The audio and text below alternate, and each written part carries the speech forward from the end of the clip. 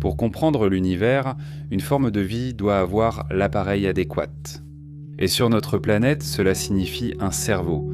Lorsque le cerveau devient vraiment très grand, il devient capable de comprendre l'univers. Et il le fait en plaçant un modèle de l'univers à l'intérieur de lui-même. Avant cela, un cerveau doit d'abord grandir sur sa planète. À travers des étapes intermédiaires, il fait son apprentissage en créant des modèles de choses beaucoup plus ordinaires et banales. Les cerveaux n'évoluent jamais pour de grands desseins, comme simuler l'univers.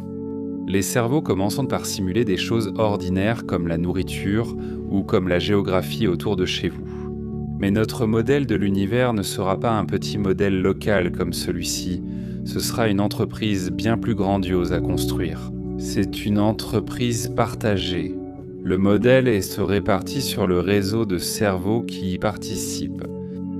Des parties du modèle se trouvent dans des livres et des bibliothèques, des images, des bases de données informatiques.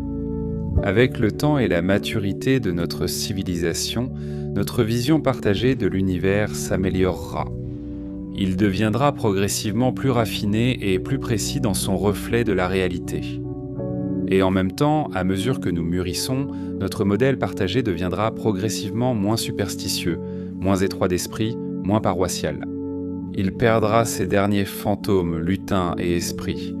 Ce sera un modèle réaliste, correctement régulé et mis à jour par les informations provenant du monde réel. Un modèle puissant avec des parties qui bougent les unes par rapport aux autres.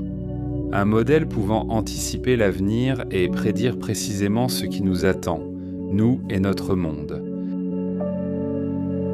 Une seule espèce sait qu'elle est composée d'atomes appartenant à une liste connue d'éléments, et elle sait de quoi sont faits les atomes, de quarks up, de quarks down et d'électrons. Une seule espèce sait comment découvrir de telles choses, une méthode scientifique qui appartient à toute l'humanité. Pour certains, il est sombre et froid d'affirmer que nous sommes des machines faites d'atomes. Nous vivons sur un rocher autour d'une étoile ordinaire, en banlieue d'une galaxie parmi des milliards, suspendus dans le vide. L'univers ne nous doit aucun réconfort, et il y a une noblesse à affronter la vérité.